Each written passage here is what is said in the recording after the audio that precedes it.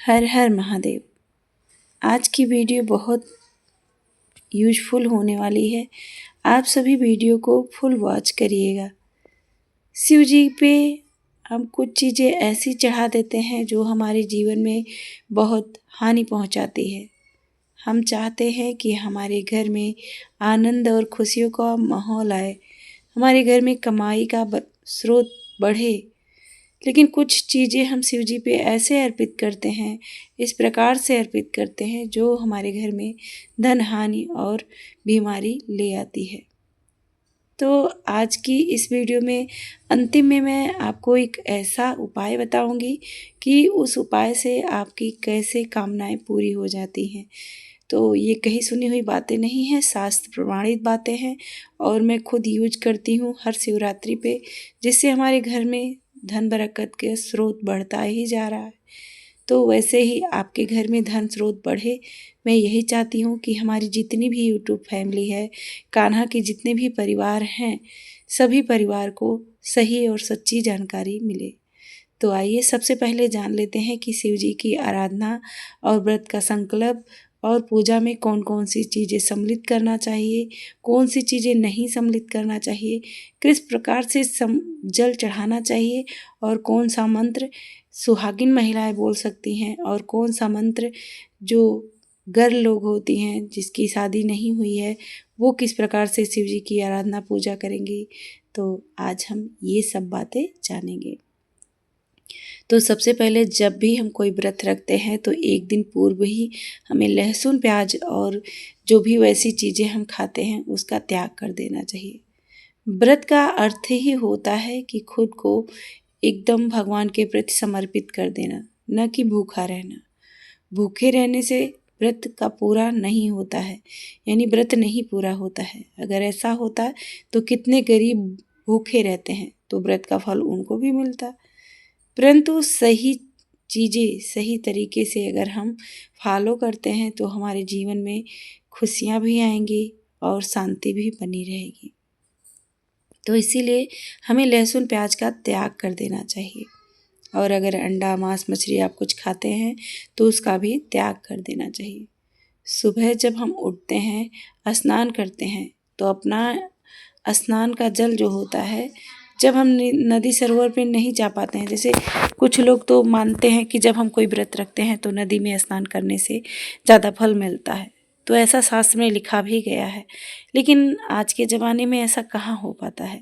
तो घर में ही जब हम स्नान करते हैं तो थोड़ा सा गंगा जल और काले तिल और तुलसी के पत्ते डाल के स्नान करना चाहिए। कुछ भी नामुमकिन हो तो आपके घर में गंगा जल ज़रूर रहता है तो गंगा जल थोड़ा सा ज़रूर डालें, ठीक है। ये सब चीज़ें डाल के स्नान करने से हमें नदी में स्नान करने का फल पूरा प्राप्त हो जाता है। तो इसी प्रकार से हम नदी में स्नान कर लेते हैं। आइए बारी आती है वस्त्र कैसा पहनना है। तो जो विवाहित महिलाएं हैं जिनका विवाह हो चुका है वह पीले, लाल, नारंगी इन सब कलरों का चुनाव करें, यानी कि इन सब कलर के साड़ी सूट जो भी है आपके पास वो पहनिए। और पुरुष लोग श्वेत कलर के, सफ़ेद कलर के वस्त्र धारण करें तो अति उत्तम है, या हल्का पिंक कलर, हल्का येलो, ऐसे वस्त्र पहने। डार्क भी पहन सकते हैं पीला, लेकिन ज़्यादातर सफ़ेद कलर पहनना शुभ माना जाता है। शिव जी पे भांग, धतूरा, शहद, घी, जल, गंगा जल, ये सब चीज़ें चढ़ाने से शिव जी प्रसन्न होते हैं। गन्ने का टुकड़ा, बैर, ये सब शिवरात्रि पे चढ़ाया जाता है। कुछ लोग मानते हैं कि शिव जी पे दूध, शहद, इन सब चीज़ों को चढ़ाने से हमारी कामना पूरी होती है। परंतु इसकी सही जानकारी क्या है आपको आज मैं बताऊंगी।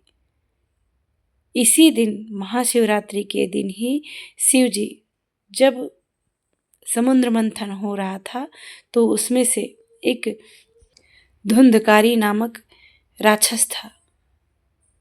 वह बहुत परेशान कर रहा था और समुद्र से उस दिन बिख भी निकला था। महाशिवरात्रि की इसी दिन बिख भी निकला था। तो उस बिख को शिव जी अपने कंठ में धारण किए थे, यानी कि पी रहे थे। तभी पार्वती जी अपना हाथ शिव जी के कंठ पे रख देती हैं और कंठ पे ही जो बिख होता है वह रुक जाता है। तो कंठ के नीचे नहीं जा पाता, नहीं तो और भी समाज यानी कि भगवान के अंदर जितने भी समाज और सब चीज़ें रचयिता किए थे ब्रह्मा जी, तो सब नष्ट हो जाता है। इसीलिए पार्वती जी ऐसा चिंता करके वो अपना हाथ जो है शिव जी के गले पे रख देती हैं। शिव जी को कोई डर नहीं था मृत्यु का, इसलिए वो विष को पी लिए और पार्वती जी को पूरा विश्वास था। लेकिन पार्वती जी जानती थी कि उनके अंदर पूरा ब्रह्मांड समाया हुआ है, तो यदि गले के नीचे उतरा तो ब्रह्मांड भी जो ब्रह्मा जी इतने मेहनत से सब रचे हैं, सब सृष्टि बनाए हैं, भस्म हो जाता। तो इसी वजह से ये लीला कथा है। ये कथा मेरे चैनल पे विस्तार रूप से पड़ी हुई हैं, तो आपको मैं संक्षिप्त में कुछ बताई हूँ, जिससे कुछ लोगों को जानकारी नहीं होती है ना कि दूध जल शहद क्यों चढ़ाया जाता है, तो उनको जानकारी मिल पाए। दूध शहद घी इसलिए हम चढ़ाते हैं, हम ऐसा मानते हैं कि हमारे जगतपति, हमारे प्रभु, हमारे पिता शिव जी जो हम बच्चों को बचाने के लिए बिख पी गए, तो उनको ठंडा पहुंचाने के लिए और उनको प्रसन्न करने के लिए हम दूध शहद घी सब चीज़ चढ़ाते हैं।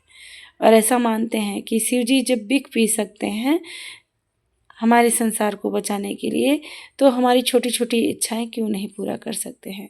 बस मन सच्चा हो, हृदय पवित्र हो और किसी के अनबल ना देखे, तो अवश्य ही शिव जी जरूर सुनते हैं। तो बीच में आप लोग कमेंट में हर हर महादेव जरूर लिख दीजिएगा अगर शिव जी पे भरोसा है। शिव जी पे दूध शहद घी इन सब चीज़ों से अभिषेक करना चाहिए और मन को अपने थोड़ा भी खिन्न नहीं करना चाहिए। अगर आपको धतूरा नहीं मिला, बैर नहीं मिली, कुछ एक चीज़ें नहीं मिली, तो कुछ लोग होते हैं ना ऐसा सोचने लगते हैं, पूरे दिन सोचते हैं कि मैं ये नहीं चाही, मुझे पूरा फल नहीं मिलेगा। नहीं, शिव जी हमारे भाव के भूखे हैं। बाकी आपके सामर्थ्य, यानी आप धनी हैं, पर बहुत पैसा है, परंतु आप दूध भी नहीं खरीद रहे हैं, जल बस चढ़ा दे रहे हैं, तो ये आपकी कमी है। शिव जी जिस प्रकार से आपको दिए हैं, आप अपने सामर्थ्य से उतना शिव जी को अर्पित करिए, तब शिव जी प्रसन्न होते हैं। अब सब कुछ हमारे घर में है और हम कहेंगे कि शिव जी हैं, दूध चढ़ाने से थोड़ी प्रसन्न होते हैं, जल ही चढ़ाएंगे, ऐसा नहीं होता है। तो जितना है आपके घर में, भाव से, प्रेम से आप उसे अर्पित करिए। संकल्प कैसे लेना है? जब हम सुबह उठते हैं तो सबसे पहले अपने मंदिर में ही बैठ के, यानी घर पे जहाँ भी आप अलमारी पे या मंदिर में छोटा सा मंदिर रखते हैं ना, तो जो भी जगह आप बनाए हैं पूजा के लिए, रोज़ जहाँ पे पूजा करते हैं, अपने घर पे ही पुष्प लेके शिव जी से प्रार्थना करिए कि हे शिव जी, आज मैं आपके व्रत रख रही हूँ और मैं चाहती हूँ कि मेरे पाप नष्ट हो जाए और मेरी यह इच्छा है, ये इच्छा पूरी हो जाए। और जो भी कामना है, आपकी कामना भी बोल सकते हैं और अपने घर में सुख शांति